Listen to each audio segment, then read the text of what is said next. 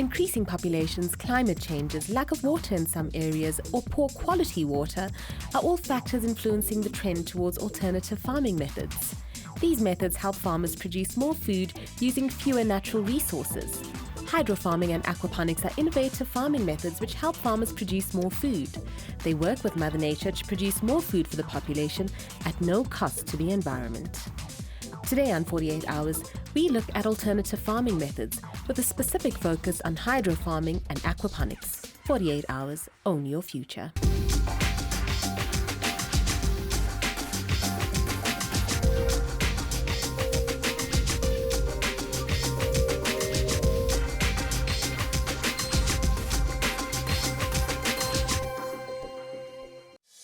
Phumla is 15 years old and is passionate about theatre and the arts. She's an advocate for environmental safety and wants to become an inner-city farmer so she can work towards creating food security for the population. I'm very passionate about the environment and how we can help it. I also have a great passion for the arts and theatre. Outside of school, I like helping my aunt on her farm. I also love reading. I love dancing. I also enjoy gardening. My favorite subjects at school is dramatic arts and accounting. I am interested in theatre and arts because it's a passion, but I am also interested in hydroponics because I want to start a global warming project that hydroponics plays a big part of. What I want to do is spread awareness about global warming and get everybody involved and help us use our minerals and resources right and actually save those minerals and resources so that we can use them in the future to help benefit us. Hydroponics is a great way of farming. Many forms of farming that will save our resources and not strain and give us erosion.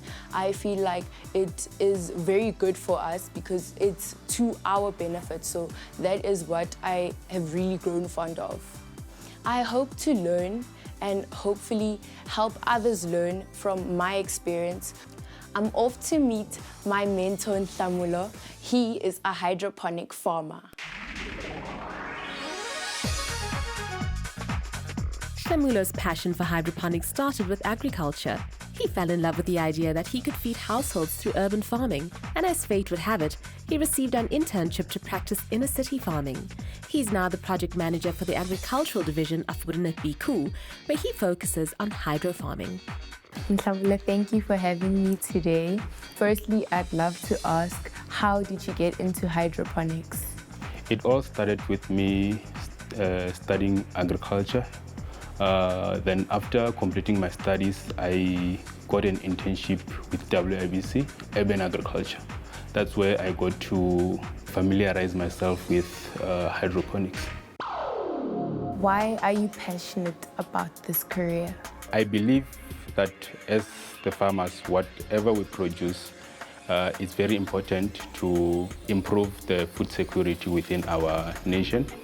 And it actually gives me peace after planting, knowing that I'm going to feed many people and households around. What course can I study at university to become an inner-city farmer? You can study crop production. That's when you'll get the exposure in managing your crops from seedling part until you harvest. What does the training involve at university level? Okay, it depends on institutions. Some institutions, they offer the theory part of hydroponics. Then they don't give you the practical way. Like with me, where I'm from, we only did the theory part. I only got to familiarize myself with hydroponics when I got here. So that depends on the institution. Some, they may give you the practical of hydroponics. What subjects should I take at school level to be able to study hydroponics? It's agriculture, life sciences, physical sciences, and mathematics. What are the day-to-day requirements of your job? We do site visit. We go around the farms and check the farmers. We check the progress at their farm. We check their produce. We give them advice if need be. Then we do that in order to make sure that we supply high quality produce. What personality traits should I have for this industry? You should be willing to share knowledge. So by that, you should know that you have to communicate with other farmers, give them advice. Maybe you might find that they know something that you don't know, then they might advise you and you might advise them back. Then number 2 would be, you must be a risk taker, but a cautious one, of course. You should also be a lifelong learner. By that, you must know that you'll be learning every day, because even with hydroponics, there's a lot of technology within it. So new technology comes every day. What are the highlights and challenges for you working in this career?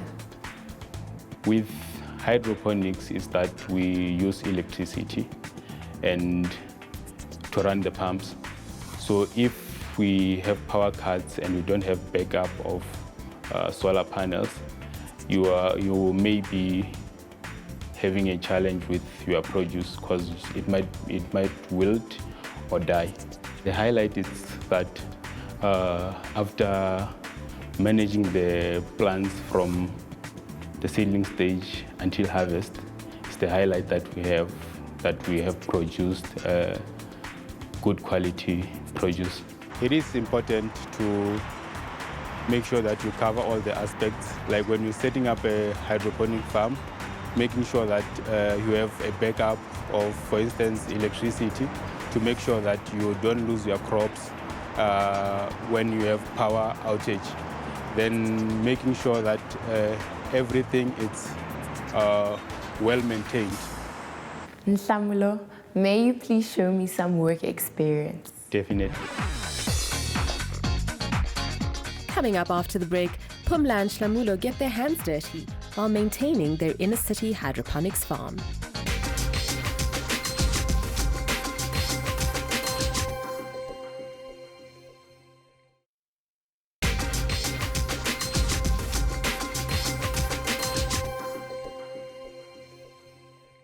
Welcome back. Before the break, we met Phumla, who wants to create food security for communities through hydroponics. We introduced her to Nhlamulo, a production manager for an inner-city farm, and he's about to give her some experience in this field. Let's hope she makes the most of this opportunity. Okay, Phumla, this is part of what I do. Every day you have to check if the floor is clean, check the irrigation channel, if the microjets are pumping water, then check your tanks if the water level is enough so that you don't burn the pumps. So now we can switch off the pumps, then start cleaning the tanks. For work experience, I've shown Phumla how to manage the hydroponic farm. Firstly, when we entered into the farm, I told her how to keep the environment clean within the tunnel, that it should be clean so that we don't have disease contamination and pest diseases.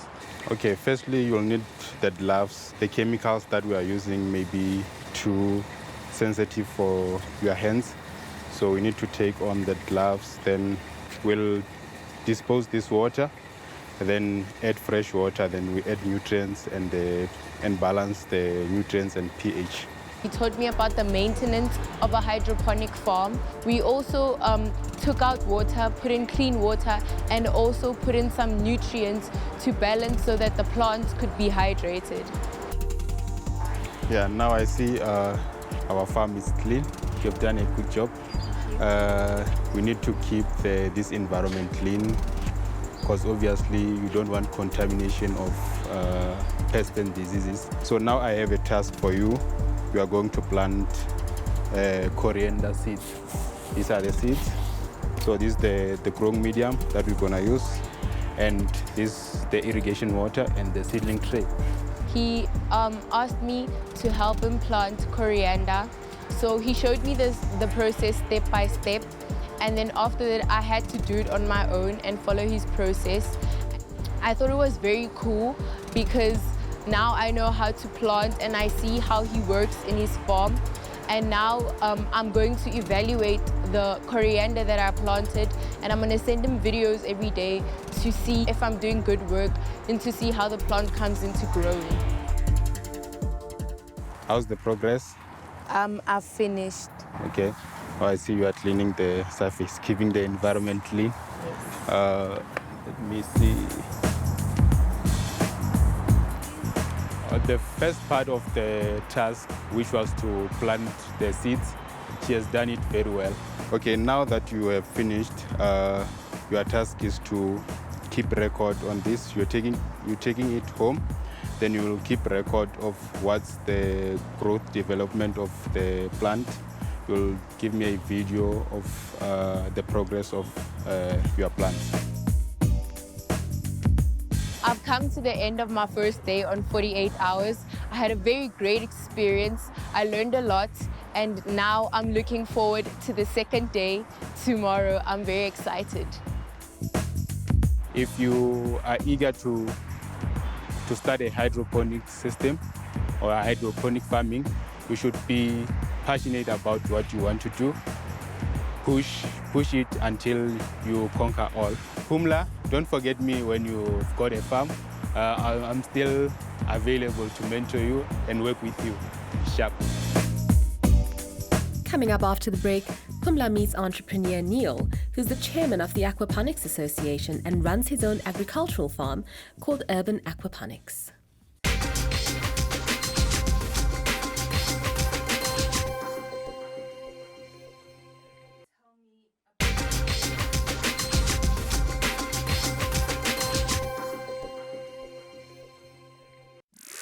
Welcome back.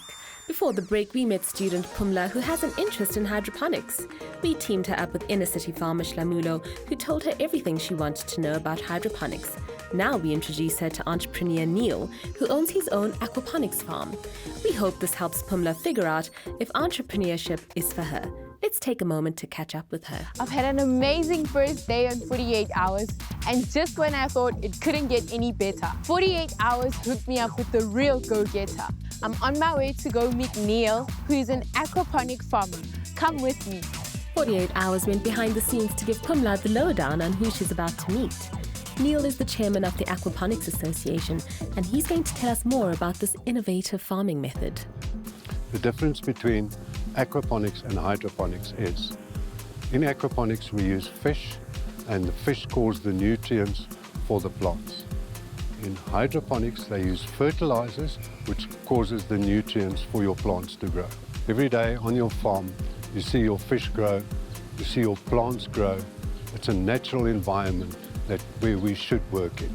What inspires and motivates me is to see the end product. Unfortunately, once you reach the end product, you've got a new end product. So you always have the challenges ahead, but to achieve those is what is really inspiring. Aquaponics has a future in this country because we don't use water, we don't waste water. If we can teach every young person how to do aquaponics, we will not have a food shortage in this country at all.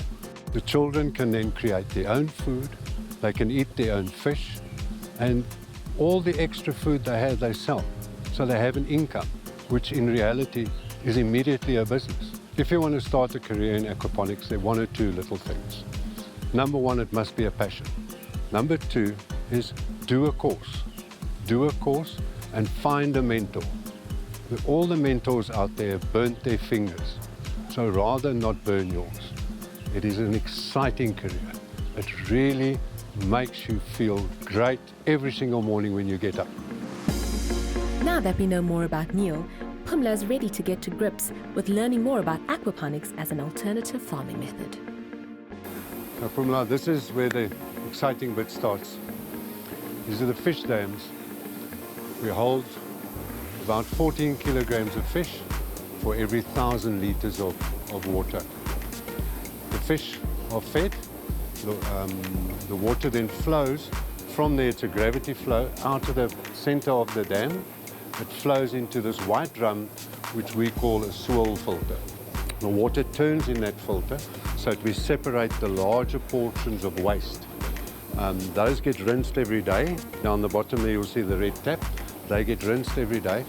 That water then naturally overflows and it goes into the blue area there, which we call a mechanical filter. In the mechanical filter is where the magic begins. Mother Nature starts there. Mother Nature gives us the healthy bacteria, which then changes the ammonia, which the fish gave off, into nitrites and nitrates, which the plants absorb. The plants cannot absorb ammonia or nitrites, because that's dangerous for them, and your plants will just not live. One of the exciting things every day is to feed the fish. So I'm going to invite you to feed some fish. If you'll just climb up on the ladder, be careful. Now you can sprinkle this into the dam, just like that. Sprinkle it in there. Just keep sprinkling it. Come, fish.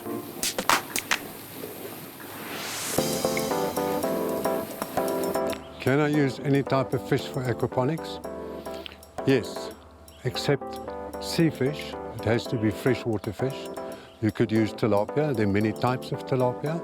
Then you can use rainbow trout. You can use barbel. So any freshwater fish would work well in aquaponics. Okay, now let's go and have a look at the plants and see how they grow. Okay, so here we are now in the grow tunnel. What's important here is that the plants need oxygen on their roots to be able to grow. In normal ground conditions, there's oxygen in the ground. Here in water you don't have. That is why our water falls like that. That causes oxygen, dissolved oxygen, which then allows the plants to absorb the nutrients and the dissolved oxygen. This water then naturally flows, and it flows out of the S pipes over there, and then that flows down into what we call a sump tank. From there, the water is returned into the fish tanks. What nutrients are you talking about? There are 32 different micronutrients that the plants need. The only thing that we don't receive from the fish is iron, so nutrients is what makes your plants grow. So now that you've seen how the system works, I think let's go and have a chat. Phumla is ready to pick Neale's brain about the business of aquaponics. Thank you very much, Neale, for having me here today. My first question for you is, what inspired you to start your own business? Starting a business is a passion.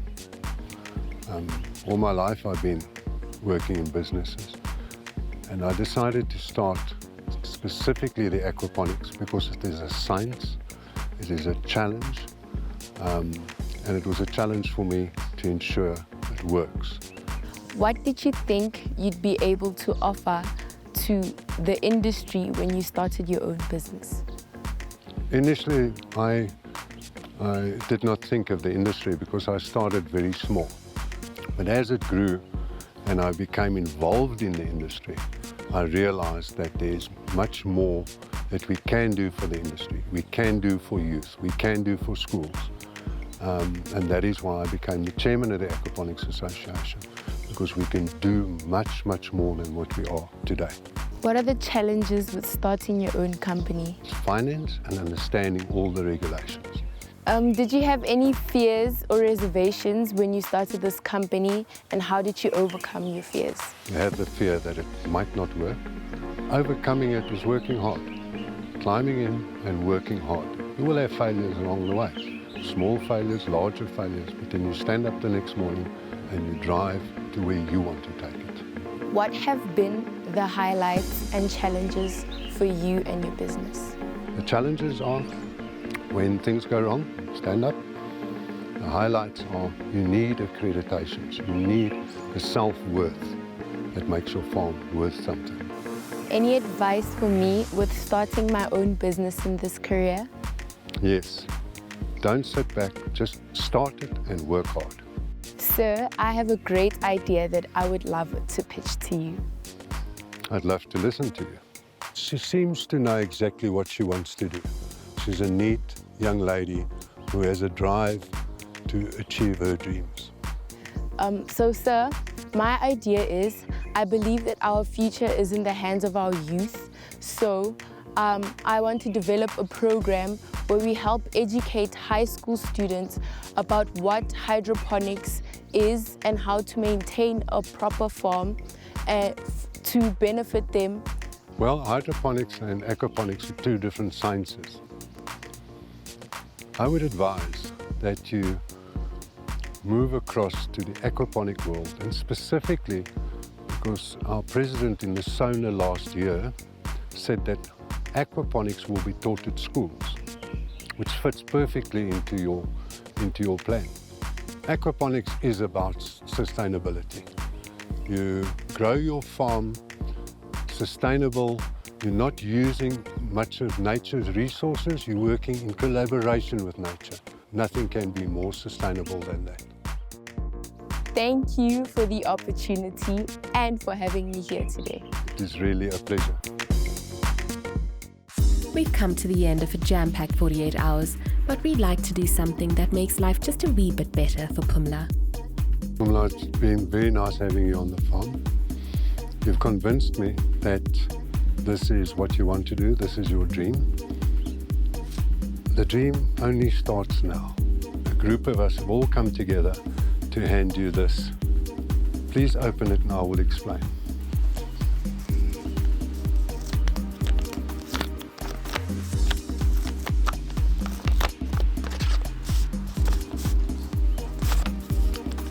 You will be sponsored with 3 aquaponics courses, plus an online course through Stellenbosch University, and you have an opportunity to work at any one of those farms when you're ready. Welcome to the world of aquaponics.